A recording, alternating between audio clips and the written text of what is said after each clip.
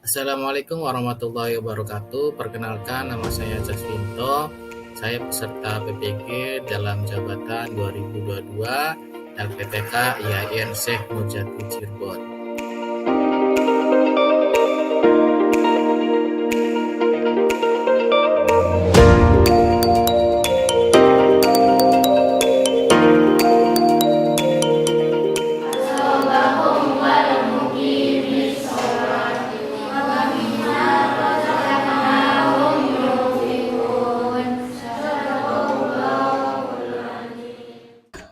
Assalamualaikum.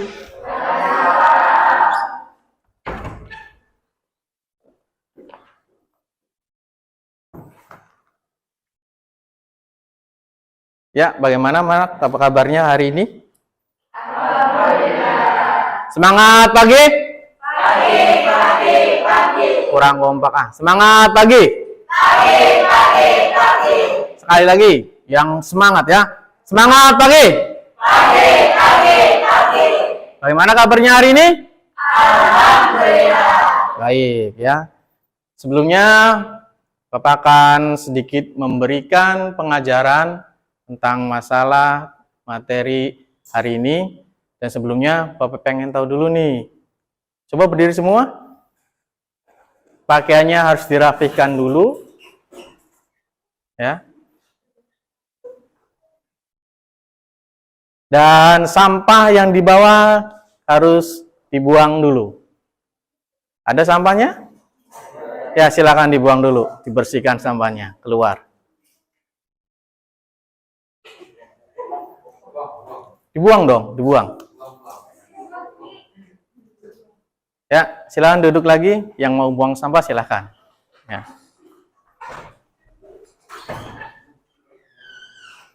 Baik, sebelum kita mulai pelajaran, alangkah baiknya kita membaca doa ya, yang dipimpin oleh Saiful. Silakan dipimpin doa.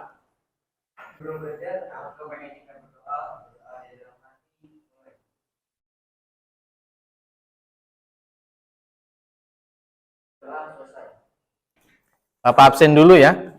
April, Aras, Cisa, Fikri, Jingga, Komala, Laila, Marwah, Monika, Nadiana, Naila, Nur Fitri. Ya, alhamdulillah berangkat semua ya.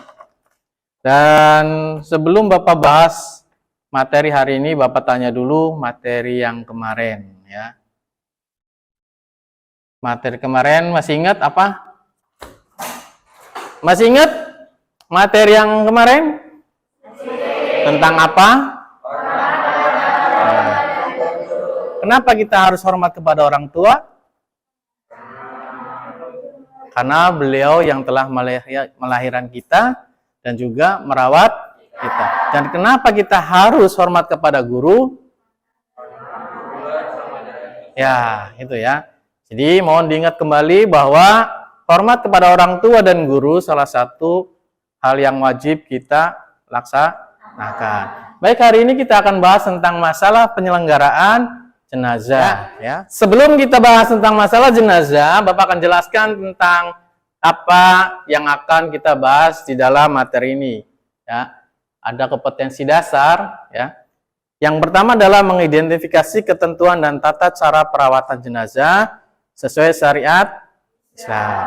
Yang kedua, menunjukkan sikap kepedulian sosial dengan hikmah dari perawatan jenazah dengan penuh tanggung jawab. Yang ketiga, menjelaskan kewajiban muslim terhadap orang yang meninggal dunia. Yang keempat, menganalisa ketentuan dan tata cara memandikan, mengkafani, menyolatkan, dan menguburkan jenazah. Yang selanjutnya, mengkritisi pelaksanaan perawatan jenazah yang berkembang di masyarakat. Memperagakan tata cara perawatan jenazah, memandikan, mengkafani, menyolatkan, dan menguburkan sesuai dengan ketentuan syariat Islam bersama kelompok. Nanti akan dibentuk kelompok ya untuk mempraktekkan atau ada yang namanya memprojekkan tugas ya. Selanjutnya, selain itu, apa sih tujuan dari pembelajaran ini? Yang pertama, peserta didik dapat menerapkan penyelenggaraan jenazah sesuai dengan ketentuan syariat Islam ya. Yang kedua, menunjukkan sikap tanggung jawab dan kerjasama dalam penyelenggaraan jenazah di masyarakat. Yang ketiga, menganalisis pelaksanaan penyelenggaraan jenazah. Yang keempat, menyajikan prosedur penyelenggaraan jenazah ya. Baik, sebelum dimulai, Bapak ada pertanyaan ya. Apa itu kematian? Ya, silakan Sepul. Ya, ada lagi? Ya, apa itu Fitri? Kematian itu adalah keluarnya roh dari manusia, Pak. Ya, terima kasih untuk jawabannya. Baik, dan sebelumnya silakan kalian isi pretestnya dulu. Yang sudah Bapak kirimkan ke HP kalian, silakan diisi sampai selesai. Kerjakan.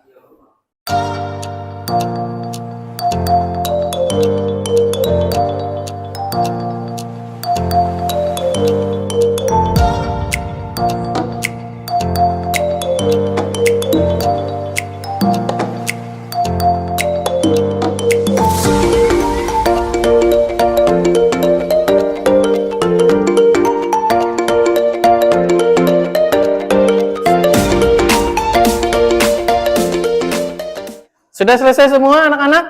Sudah. Gimana nilainya? Bagus-bagus atau tidak? Ya, namanya juga pretest, nggak usah khawatir. Apa itu kematian? Kita bahas tentang apa itu kematian ya. Jadi yang namanya kematian itu adalah suatu ajal ya, akhir dari kehidupan, ketiadaan nyawa dalam organisme biologis. Yang artinya ya, ruh kita keluar dari tubuh atau jasad kita. Kalau orang meninggal itu bernapas atau tidak sih? Tidak. Itu artinya keluarnya ruh dari dalam jasad kita ya. Lalu dalam penyelenggaraan jenazah ada yang harus dikerjakan ya. Ada beberapa yang wajib dalam pengurusan jenazah. Yang pertama adalah memandikan, yang kedua mengkafani, yang ketiga menyolatkan, yang keempat, yang kelima takziah. Apa sih takziah itu? Ya, takziah itu menghibur keluarga yang ditinggalkan. Ya, kita bahas tentang masalah memandikan. Lalu apa sih hukumnya dari penyelenggaraan jenazah itu? Ada yang tahu fardu kifayah itu apa?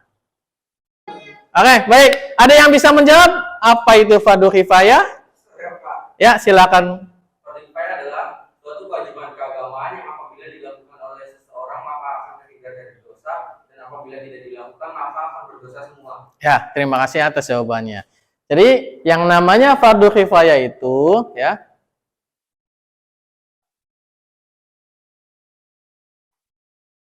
artinya ya, kalau salah satu dari kita melaksanakannya ya, maka gugur sudah semua orang yang di sekitarnya kewajibannya ya. Tapi kalau salah satu dari kita tidak mengerjakan, maka berdosa semua. Itu bukan semuanya diartikan dalam dunia. Dari yang namanya berdosa semua itu di lingkungan sekitarnya ya. Paham ya? Jadi itu yang namanya fardu kifayah. Makanya yang namanya pengurusan jenazah itu hukumnya adalah fardu kifayah. Artinya harus dikerjakan oleh salah satu atau sebagian daripada masyarakat sekitarnya ya. Jangan sampai pengurusan jenazah ini tidak dilaksanakan. Akhirnya mayatnya terbengkalai ya. Kita bahas tentang masalah memandikan jenazah ya. Memandikan jenazah itu jangan dianggap sebagai sesuatu yang hal yang biasa kalian lakukan mandi ya. Di dalam pemandian jenazah ada beberapa syarat yang perlu diperhatikan. Yang pertama adalah air bersih untuk memandikannya ya. Air bersih itu apa sih?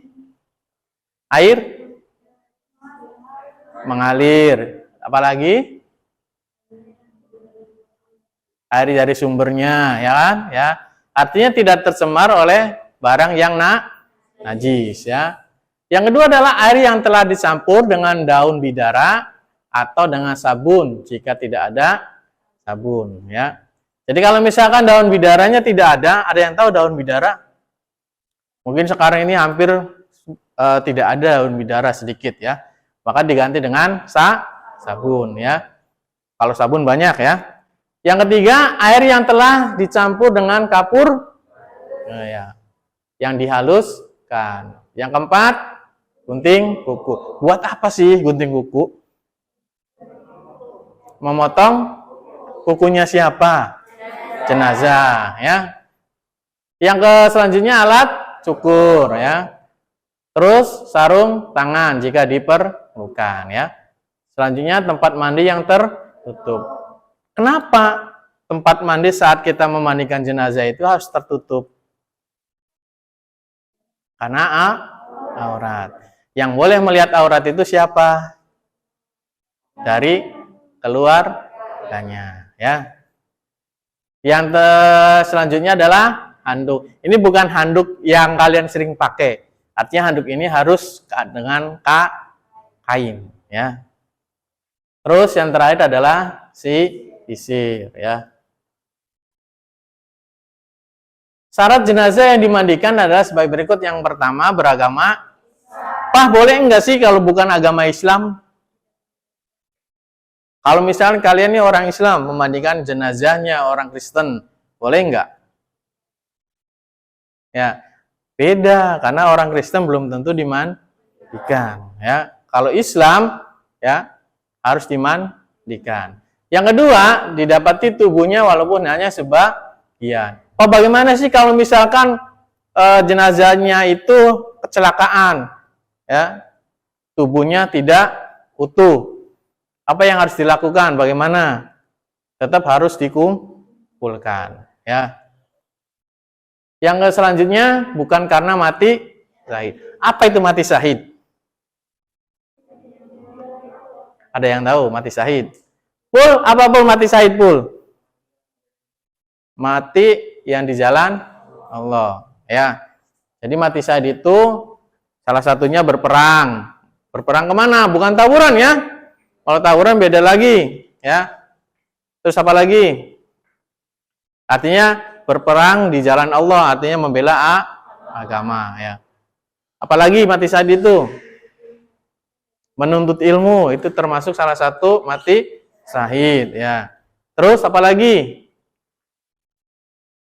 Bekerja mencari nafkah misalkan, ya.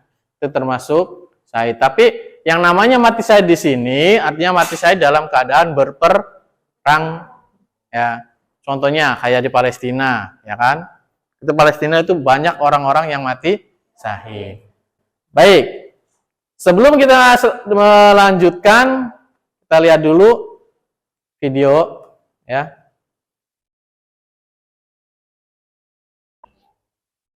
Kasus penolakan Pak Bupati Mas terhadap pemakaman jenazah terjadi virus corona jadi perhatian Gubernur Jawa Tengah Ganjar Pranowo.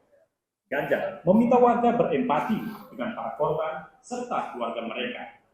Betul, saya meminta. Saya tanya pada beberapa makan, kalau itu sudah meninggal, terus Ya, itu adalah cara memandikan jenazah, dan ini adalah cara memandikan jenazah. Yang pertama adalah jenazah dibaringkan di tempat yang lebih tinggi. Artinya di apa? Oh, boleh nggak di bawah, Pak?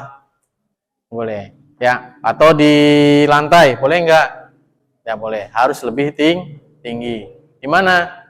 Khusus untuk memandikan. Yang kedua, jenazah ditutup kain agar auratnya tertutup. Jangan mentang-mentang jenazah itu sudah tidak apa-apa, sudah tidak bernapas, sudah tidak bisa bergerak, bukan berarti auratnya diumbar kemana-mana. Artinya tetap jenazah itu harus ditutup auratnya. Ya.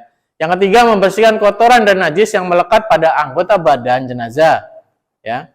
Jadi kotoran apapun yang ada di dalam jenazah harus dibersihkan. Baik kotorannya, najisnya, ya, yang melekat pada tubuh harus dibersihkan. Yang keempat, menyiram air ke seluruh badan secara merata dari kepala sampai kaki. Ya. Selanjutnya, setelah semuanya bersih, mewudukan jenazah sebagaimana wudhu akan sholat. Pak, bagaimana sih kalau misalkan orang meninggal itu kan nggak bisa wudhu sendiri? Makanya ada yang namanya petugas yang khusus memandikan, ya, untuk sekaligus mewudukan jenazah. Yang terakhir, disiram dengan larutan kapur barus dan harum-haruman, ya. Setelah video tadi kalian lihat, apa yang diambil kesimpulannya? Ya, silakan kalian tulis kesimpulan. Baik, kita perhatikan lagi di sini ada beberapa orang yang berhak memandikan jenazah tadi. Jadi bukan sembarangan saja yang bisa memandikan jenazah. Ya, yang pertama, keluarga yang mengetahui tata cara dan mampu memandikan jenazah. Kalau misalkan keluarganya tidak tahu tata cara memandikan jenazah, dengan siapa? Kalau orang di desa dengan namanya lebih, ya, lebih mayit, ya. Tapi dalam hal ini jenazahnya dan lebihnya harus sesuaikan.